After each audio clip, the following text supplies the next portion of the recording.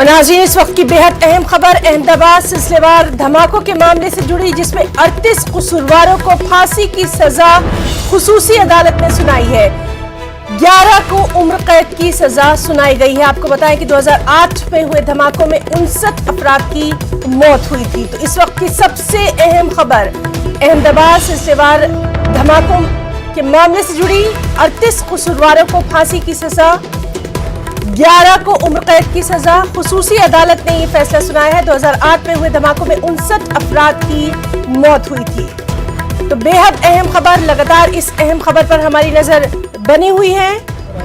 एक्सप्लोज 124 life, explosive substances act life 153A 3 year, explosive substances act 7A 10 year,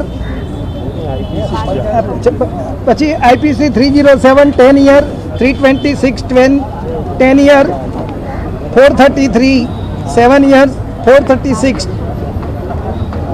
10 years, 427 2 year, 463 2 year, 468 7 year, 471 7 years.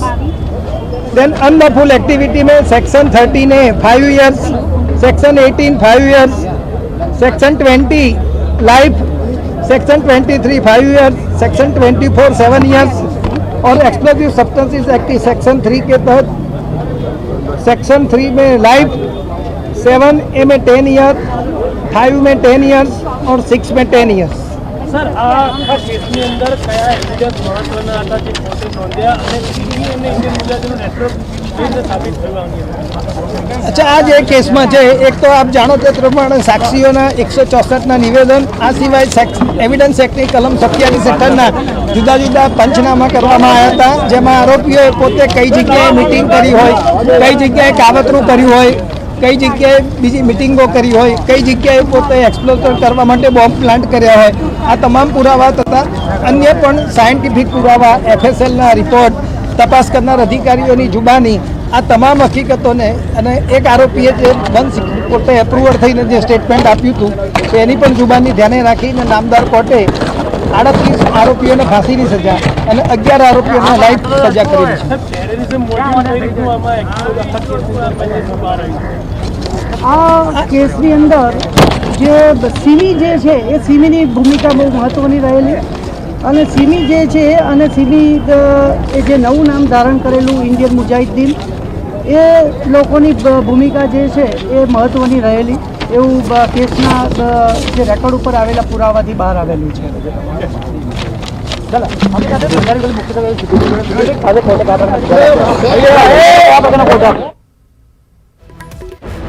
नाज़रीन, बेहद अहम खबर।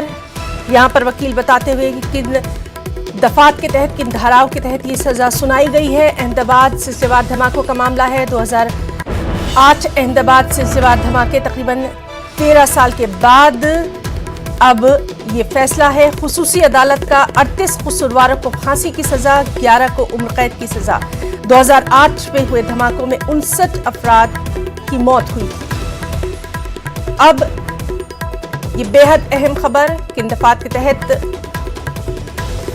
यहां पर ये इन सजाओं का ऐलान किया गया। आपको बताएं कि गुज़िश्ता दिनों ही खुसूसी जज AR पटेल ने इस केस में 49 अफराद को कसूरवार करार दिया था। 26 अफराद को बरी कर दिया गया था।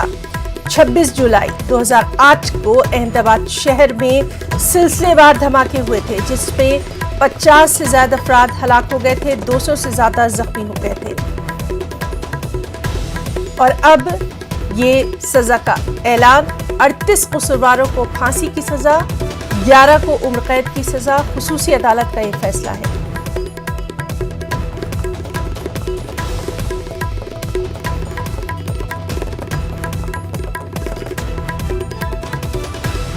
तो बेहद अहम ये खबर।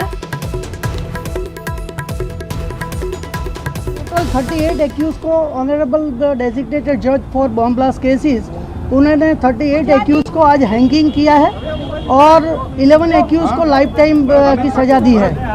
आज रोज नामदार डेजिग्नेटेड जज for bomb blast court Shri AR Patel साहेबे कुल 38 आरोपियों ने મૃત્યુદંડની સજા કરેલી છે અને 11 આરોપીઓને લાઈફ ટાઈમની સજા કરેલી છે. હવે જે આરોપીઓને મૃત્યુદંડ કરવામાં આવેલો છે તે આરોપીઓના નામ હું જણાવું છું. તોહમતદાર નંબર 1 જાહિદ કુતબુદ્દીન શેખ, તોહમતદાર નંબર 2 ઇમરાન શેખ, इकबाल कासम शेख, शमसुद्दीन साबुद्दीन शेख. और नाज़रीन, अब खबर दोपहर में आज के मौजू को लेकर हम बात करेंगे. आपको बताएं कि आज तीसरे मरहले के लिए जहां जहां पर तशहीरी मुहिम है वो ख़त्म हो जाएगी, 6 बजे थम जाएगी. इसी पर हमारा ये ख़ास प्रोग्राम मबनी है. चलिए शुरुआत करते हैं.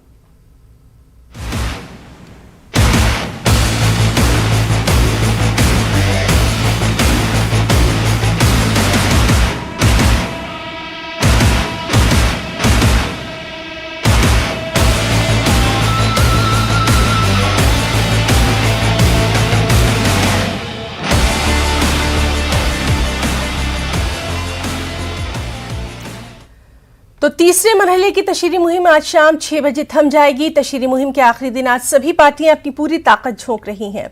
वज़ीर आला योगी आदित्यनाथ, बीजेपी के कौमी सदर जेपी नड्डा, वज़ीर दिफ़ा राजनाथ सिंह, समाजवादी पार्टी के लीडर अखिलेश यादव पूरी तरह से एक्शन में नजर आ रहे हैं. योगी आदित्यनाथ मैनपुरी, करहल, कानपुर, उन्नाव और लखनऊ में रैली करने वाले हैं. साथ ही साथ जेपी नड्डा अयोध्या में अवामी इजलास से खिताब करेंगे. वहीं अखिलेश यादव कानपुर और उन्नाव में अवामी रैलियों से सुबह से ही खिताब करते नजर आ रहे हैं. वहीं वज़ीर दिफ़ा राजनाथ सिंह भी लखनऊ में एक्शन में नजर आ रहे हैं. आपको बताएं कि 20 फरवरी को 16 अजला की 59 सीटों पर पोलिंग होना है. मैनपुरी, कासगंज, फिरोजाबाद, फरुखाबाद, कन्नौज, औरैया, कानपुर शहर, कानपुर देहात, जालौन, ललितपुर, हमीरपुर और महोबा में 20 फरवरी को यहां हक़ राय दही का इस्तेमाल होना है. पंजाब भी बेहद अहम है. पंजाब में भी इंतखाबी तशहीरी मुहिम आज शाम 6 बजे थम जाएगी और आखिरी दिन तमाम पार्टियां ज्यादा से ज्यादा वोटरों को राग़िब करने की कोशिश कर रही हैं. इलेक्शन कमीशन ने 20 फरवरी को होने वाले असेंबली इंतखाबात के लिए वोटिंग की तमाम तर तैयारियां भी मुकम्मल कर ली हैं. इतवार को सुबह 8 बजे से शाम 6 बजे तक रियासत के 117 असेंबली हलकों में पोलिंग होना है. कई ऐसी पार्टियां हैं जिनके लिए यहां पर उनकी जो साख है वो दांव पर लगी है, क्योंकि ये कई अहम ऐसे इलाके हैं जहां पर खास तौर पर ये उत्तर प्रदेश की अगर हम बात करें तो कुछ इलाके अब वो इलाके हैं जिसको यादवों का इलाका कहा जाता है, जहां पर सबकी नजरें लगी हुई हैं. चन्नी जी के खिलाफ नहीं बोलता, चन्नी जी सुखबीर बादल के खिलाफ नहीं बोलते, बीजेपी वाले बाकियों के खिलाफ नहीं, ये सारे केवल और केवल हमें गालियां दे रहे हैं, सारे मिलके एक ही भाषा में. हमारा क्या कसूर है? हमने क्या कर दिया? हम यही तो कह रहे हैं ना कि हमने दिल्ली में स्कूल अच्छे किए, यहां पे एक मौका दो, हम पंजाब के भी स्कूल अच्छे करेंगे. हम यही तो कह रहे हैं कि हमने दिल्ली में अस्पताल अच्छे कर दिए, मोहल्ला क्लिनिक बनाए, पंजाब में मौका दो, हम यहाँ भी अस्पताल अच्छे बनाएंगे, सबको फ्री इलाज देंगे, फ्री दवाई देंगे, फ्री टेस्ट करेंगे, फ्री ऑपरेशन करेंगे, सबका मोहल्ला क्लिनिक, पिंड क्लिनिक बनाएंगे. हम यही तो कह रहे हैं कि हमने दिल्ली में 24 घंटे बिजली कर दी, यहाँ एक मौका दो, यहाँ भी पावर कट बंद कर देंगे, बिजली 24 घंटे देंगे. जैसे दिल्ली में बिजली फ्री कर दी, यहाँ भी लोगों की बिजली फ्री करेंगे. जैसे दिल्ली हम यहाँ पे बच्चों को रोजगार देंगे, दिल्ली में 10 लाख बच्चों को हमने रोजगार दिया. यहाँ पे नशा खत्म करेंगे, नशा बंद करेंगे, ईमानदार सरकार लेके आएंगे, भ्रष्टाचार खत्म करेंगे जैसे दिल्ली में किया. यही तो कह रहे हैं हम लोग. ये लोग नहीं चाहते कि पंजाब में ये सब हो. पूरा का पूरा सिस्टम हमारे खिलाफ खड़ा हो गया है, मेरे भगवंत मान के और आम आदमी पार्टी के. तो मैं पंजाब के लोगों से अपील करना चाहता हूं कि अगर ये सारे भ्रष्टाचारी इकट्ठे हो सकते हैं तो क्या पंजाब के 3 करोड़ पंजाबी इकट्ठे नहीं हो सकते? इस बार साढ़े तीन करोड़ पंजाबी इकट्ठे हो जाओ और इस बार इस पूरे सिस्टम को हराना है. इन पूरी सारी पार्टियों को, ये पूरा जो सिस्टम है आम अकाली दल का, कांग्रेस का, बीजेपी का, ये पूरा का पूरा सिस्टम इस बार अपने को हराना है. चाहे आप किसी भी पार्टी के हो, इस बार पंजाब के लिए वोट डालो, सारे इकट्ठे हो जाओ. 3 करोड़ पंजाबी मिलके इस बार ईमानदार सिस्टम लेके आएंगे, आम आदमी पार्टी लेके आएंगे और भगवंत मान को सीएम बनाना है. तो जिस तरह से हमने आपको बताया कि यूपी और पंजाब में जो इंतखाबात होने हैं 20 फरवरी को, उसके लिए तशहीरी मुहिम आज खत्म हो जाएगी। तमाम तर पार्टियां अपने अपने तरीके से अपने अपने वोटर्स को राग़िब करने की कोशिश कर रही हैं। इस बीच बयानात का सिलसिला भी जारी है। अरविंद केजरीवाल को अभी हमने सुना पंजाब के लिए किस तरह से वो भगवंत मान के लिए यहां पर वोटरों को राग़िब करते नजर आए। चलिए सीधे रुख करेंगे। हमारे साथ इस वक्त मौजूद है हमारे दो बहुत ही खास इलाकों से नुमाइंदे, संदीप सविता कानपुर से और शबाब मौजूद है। शबाब से हम जानेंगे इस वक्त। शबाब, सबसे पहले हम आपसे ही जानना चाहेंगे आप इस वक्त कहां पर मौजूद हैं और सबसे अहम बात ये जो तीसरा मरहला है, थर्ड फेज है, सबसे ज्यादा अहम खुद अखिलेश यादव के लिए। बिल्कुल, देखिए ये अखिलेश यादव के लिए और अखिलेश यादव की जो सबसे बड़ी बेल्ट है, जिसे यादव बेल्ट कहा जाता है, उसके चुनाव हैं। और चूंकि करहल से वो खुद प्रत्याशी हैं, उनके खिलाफ एसपी बघेल प्रत्याशी हैं भारतीय जनता पार्टी के। आज भारतीय जनता पार्टी के तमाम बड़े नेता थर्ड फेज के लिए कैंप कर रहे हैं। 6 बजे प्रचार खत्म हो जाएगा। मोटे मोटे पहले आपको डिस्ट्रिक्ट बता दूं, हाथरस, फिरोजाबाद, एटा, कासगंज के बाद जो जिले हैं वहां से यादव बेल्ट शुरू होती है, जिनमें मैनपुरी, फर्रुखाबाद, कन्नौज, इटावा और औरैया। इसके बाद बुंदेलखंड और मध्य की सीमा शुरू होती है, कानपुर देहात, कानपुर नगर, जालौन, झांसी, ललितपुर, हमीरपुर और महोबा।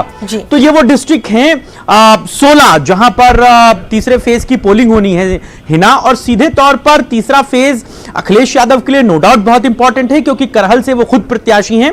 इसके अलावा भारतीय जनता पार्टी के लिए भी ये इंपॉर्टेंट है, क्योंकि इसी यादव बेल्ट में, इसी बुंदेलखंड की तमाम जिलों में भारतीय जनता पार्टी ने 2017 के विधानसभा चुनाव में एक बड़ा क्लीन स्वीप किया था। भारतीय जनता पार्टी एक बड़े मार्जिन के साथ में यहां पर अपने विधायकों को बनाने में कामयाब रही थी। तो भारतीय जनता पार्टी के सामने बड़ी चुनौती यह होगी कि वो अपनी चीजों को रिपीट कर सके, यानी कि अपना जो उन्होंने रिकॉर्ड बनाया है उसको कायम रख सके। समाजवादी पार्टी के ऊपर यह बड़ा जिम्मा होगा कि वो कैसे भारतीय जनता पार्टी के तिलिस्म को तोड़कर वापस अपनी यादव बेल्ट में अपनी पहचान वापस पा सकें। आपको कल की तस्वीरें याद होंगी कि किस तरीके से करहल की उस बेल्ट में, सैफई में, इटावा में पूरा यादव परिवार एक साथ था। भारतीय जनता पार्टी जिस बात का हमेशा एक बड़ा एजेंडा बनाती रही है कि उनके अखिलेश यादव अपने परिवार के अपने नहीं हुए तो वो दूसरों के क्या होंगे, इस तरीके के तमाम जो नारे थे, जो बयान थे, वो हमको मंचों से सुनने को मिलते रहे हैं। कल इस बात का समाजवादी पार्टी ने खुला मैसेज दिया। एक वैन में, गाड़ी में अखिलेश यादव, शिवपाल सिंह यादव और मुलायम सिंह यादव एक साथ नजर आए।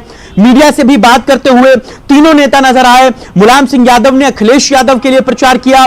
हालांकि यह बात कही जा सकती है कि सबसे बड़े प्रत्याशी के लिए, जो भारतीय जनता पार्टी एक बात कह रही है कि सबसे बड़े प्रत्याशी के लिए समाजवादी पार्टी को सबसे बड़ा जोर लगाना पड़ रहा है, तो दूसरी सीटों पर उसके क्या हाल होंगे समझा जा सकता है। लेकिन समाजवादी पार्टी यह कह रही है कि करहल से मुलायम सिंह यादव को प्रचार कराकर समाजवादी पार्टी एक बड़ा मैसेज देना चाहती है। सिर्फ करहल और मैनपुरी तक ही नहीं, बल्कि थर्ड फेज के पूरे चुनाव में मुलायम सिंह यादव की अपील बड़ा काम करेगी। समाजवादी पार्टी इस बात को लेकर चल रही है।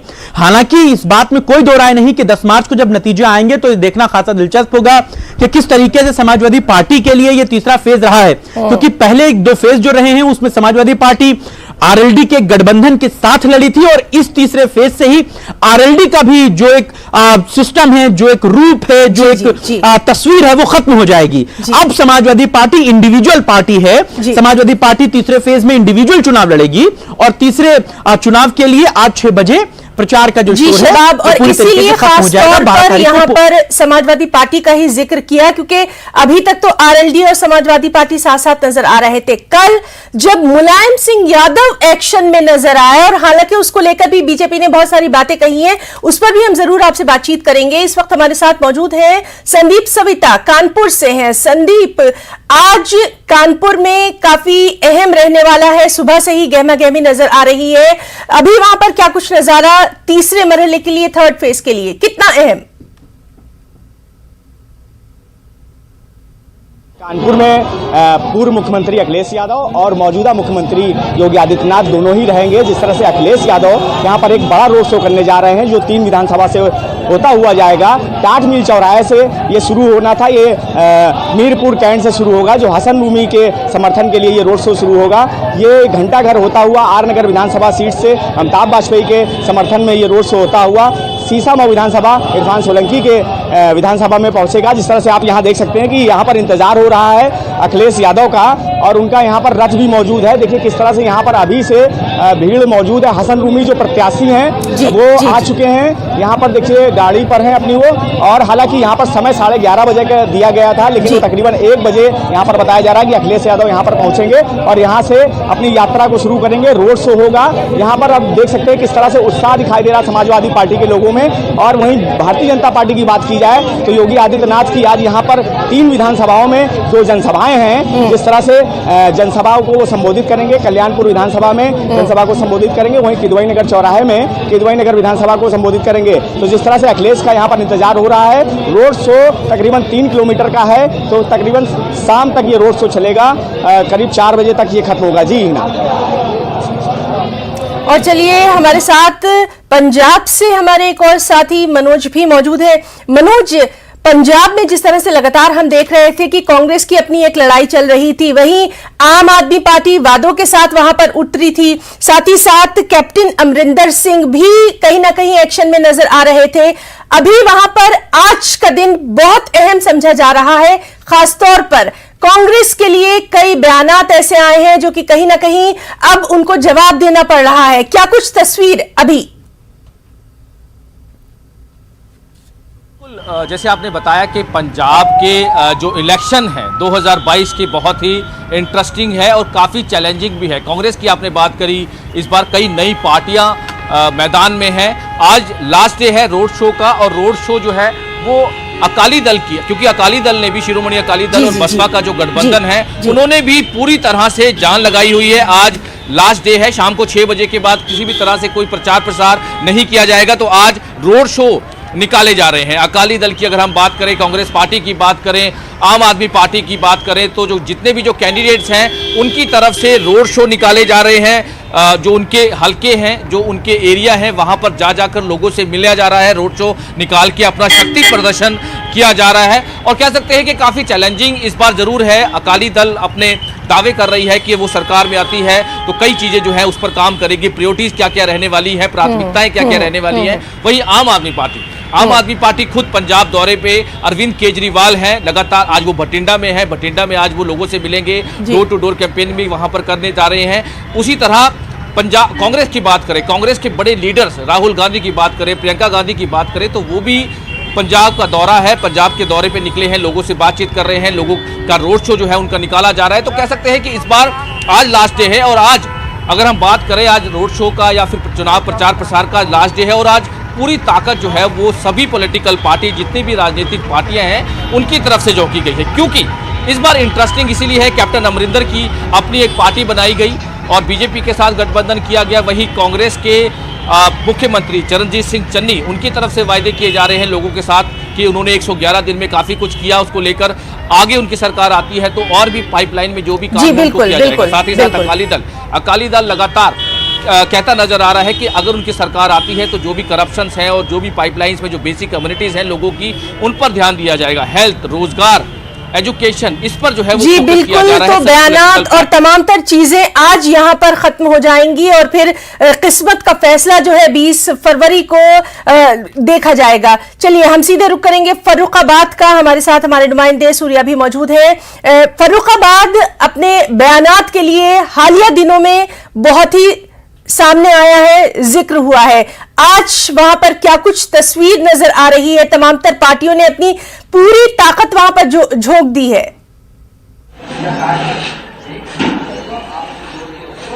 देखिए हीरा, मैं आपको बता दूं, फर्रुखाबाद में जो है कांग्रेस के पूर्व विदेश मंत्री सलमान खुर्शीद की पत्नी जो है लुईस खुर्शीद, वो कांग्रेस से यहाँ पर प्रत्याशी हैं, इसलिए ये वीआईपी सीट मानी जा रही है। सबसे बड़ी बात है कि यहाँ फर्रुखाबाद में जिस तरीके से अभी असदुद्दीन ओवैसी और उसके बाद में सलमान खुर्शीद जैसे नेता लगातार फर्रुखाबाद को टारगेट करते रहे, क्योंकि फर्रुखाबाद में 2 बार असदुद्दीन ओवैसी का अभी तक जो था दौरा हुआ, और वहीं सलमान खुर्शीद के साथ में पूरा कांग्रेस का बड़ा खेमा जो था, सब बड़े लीडर आचार्य प्रमोद कृष्णन और बहुत सारे ऐसे कांग्रेस के बड़े जो नेता थे, वो बहुत सारे लोग जो थे वो आए, और उसके बाद में कहीं ना कहीं उन लोगों ने अपनी पार्टी के प्रति प्रचार किया। सबसे अहम बात निकल कर आ रही कि जो पार्टी यहाँ पर आज शाम 6 बजे के बाद में प्रचार प्रसार बंद हो जाएगा, और कहीं ना कहीं जो मतदाता है फर्रुखाबाद में 13 लाख से अधिक मतदाता इस बार 2022 के विधानसभा के चुनाव में वोट करने जा रहे हैं, वो इनके लिए निर्णायक भूमिका निभाएंगे। और सलमान खुर्शीद की जो पत्नी है लुईस खुर्शीद, वो फर्रुखाबाद की सदर विधानसभा से इस समय कांग्रेस की प्रत्याशी है। जी बिल्कुल, आपसे बातचीत हमारी जारी रहेगी। शबाब हमारे साथ लगातार मौजूद है। शबाब, हमने हालिया दिनों में देखा था और खास तौर पर इस बार के जो बयानात सामने आए हैं, चाहे गर्मी चर्बी के बयानात हो, बुलडोजर वाली बात हो, कन्नौज के इत्र को लेकर भी बहुत सारी चीजें हुई, इसका भी जिक्र किया गया। इस बार के जो मुद्दे हैं लोगों के, वो वहां पर आपको क्या नजर आ रहे हैं? क्या वाकई में इन के जो अहम मुद्दे हैं आम लोगों के, क्या उनको छुआ गया या फिर इल्जामात और उनके बाद के बयानात का सिलसिला जारी रहा? देखिए हिना, ये बात आप भी बखूबी जानती समझती हैं कि चुनाव में जो बेसिक मुद्दे होते हैं वो हमेशा गायब होते हैं। चुनाव एक दूसरे के ऊपर आरोप लगाकर लड़े जाते हैं, एक दूसरे के ऊपर प्रत्यारोप करके लड़े जाते हैं। मुद्दे तीन ही बेसिक होते हैं हिना, रोटी, कपड़ा और मकान। इससे ज्यादा किसी की कोई नीड नहीं होती। आप इंफ्रास्ट्रक्चर का डेवलपमेंट करें, बहुत अच्छी बात है। आप मेट्रो चलाएं, बहुत अच्छी बात है। आप फैक्ट्रियां लगाएं, बहुत अच्छी बात है। आप रोड ट्रांसपोर्ट अच्छा करें, बहुत अच्छी बात है। लेकिन सबसे पहले हर आदमी की जो मूलभूत जरूरत होती है वो यही तीन होती हैं। उन्हें रोटी मिल जाए, उन्हें पहनने के लिए कपड़ा मिल जाए, उन्हें रहने के लिए मकान मिल जाए। जो बयानात हैं, जो तमाम नेताओं की अपनी बयानबाजी हैं, उन तमाम चीजों पर नो डाउट पब्लिक ध्यान लगाती है, लेकिन ये सारी चीजें जो हैं वो 10 मार्च को पता चलेंगी कि किस तरीके से ये बयान कितने किसके लिए कारगर साबित हुए, किसकी गर्मी निकली और किस तरीके से चीजों पर जो है वो असर हो पाया। फिलहाल जो उत्तर प्रदेश के चुनाव हैं वो घूम फिर के तमाम तरीके से नजर आ रहे हैं। हालांकि जो राजनीतिक पार्टियां हैं वो अपना पूरा एड़ी चोटी का जोर लगाए हुए हैं। समाजवादी पार्टी, भारतीय जनता पार्टी, तीसरी सबसे बड़ी पार्टी जो है वो बहुजन समाज पार्टी है। मायावती भी पूरा एड़ी चोटी का जोर लगाए हुए हैं। तमाम जगहों पर कैंपेन हो रहे हैं। पंजाब तक वो कैंपेन करने गई क्योंकि वहां पर भी उनका अकाली दल के साथ गठबंधन है। वहां पर भी आज जी बिल्कुल शबाब, आपसे लगातार हमारी बातचीत जो है वो जारी रहेगी। हमारे साथ चूंकि कानपुर में आज 2 अहम रैलियां हो रही हैं, रोड शो हो रहे हैं। संदीप, आपसे जानना चाहेंगे, लगातार हम देख रहे हैं कि तमाम आला लीडरान कानपुर में मौजूद हैं। क्या वहां पर भी आपको यही जो अभी हम शबाब से बात कर रहे थे, क्या वहां पर भी सिर्फ बयानात का सिलसिला जारी रहा या हकीकी मायनों में लोगों के लिए कुछ बात हुई, कुछ वादे किए गए?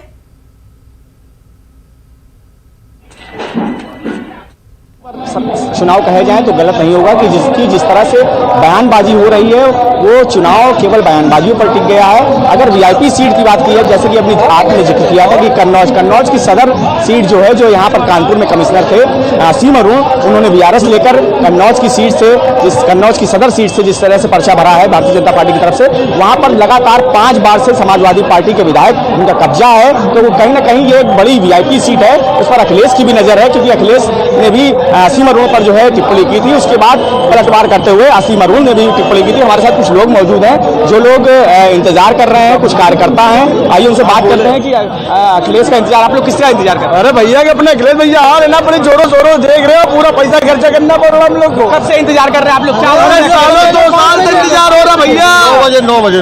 तो जिस तरह से आपने देखा कि यहाँ पर लोगों में काफी उत्साह है। कार्यकर्ता जो है, कार्यकर्ताओं के साथ साथ यहाँ पर जो आम लोग हैं, ये मीरपुर कैंडी का मुस्लिम अक्सरियत इलाका है। जिस तरह यहाँ पर हसन उमी जो प्रत्याशी है वो तीसरी बार यहाँ से समाजवादी पार्टी जी बिल्कुल, तो लगातार इस अहम खबर पर हम आपके साथ बने रहेंगे। हमारे साथ फर्रुखाबाद से सूर्य वाजपेयी भी मौजूद है। सूर्य वाजपेयी, आपसे भी जानना चाहेंगे, जिस तरह से फर्रुखाबाद में हमने देखा कि बयानात का एक सिलसिला शुरू हुआ, वहां पर लोगों के अहम मुद्दे क्या हैं?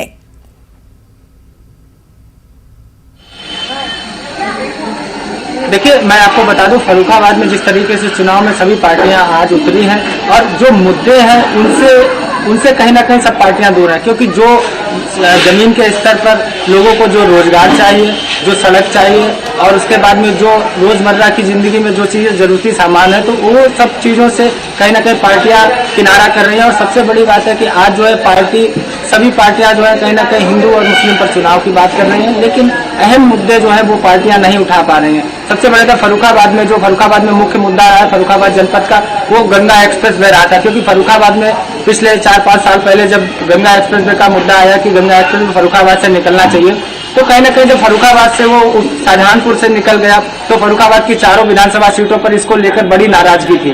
वहीं बहुत सारे ऐसे काम रहे कि फर्रुखाबाद सदर विधानसभा से जो विधायक हैं उन्होंने जिस तरीके से यहाँ पर विकास के मुद्दे भुलाकर और कहीं ना कहीं जनता को 4 साल तक नकारते रहे, आज जो है पता लगा जब जनता के बीच में जा रहे हैं तो कहीं ना कहीं जनता भी उनको एक तरीके से विकास की बात कर रही है, लेकिन विकास के मुद्दे जी तो देखना अहम रहेगा कि 20 फरवरी को आवाम को, जनता को क्या कुछ याद रहता है। हम अपने तीनों साथियों का, शबाब का, संदीप का और साथ ही साथ सूर्य वाजपेयी का, तीनों का बहुत बहुत शुक्रिया अदा करना चाहेंगे और लगातार इलेक्शन से मुताल्लिक तमाम तर अपडेट पर हमारी नजर बनी हुई है। तीनों साथियों का बहुत बहुत शुक्रिया।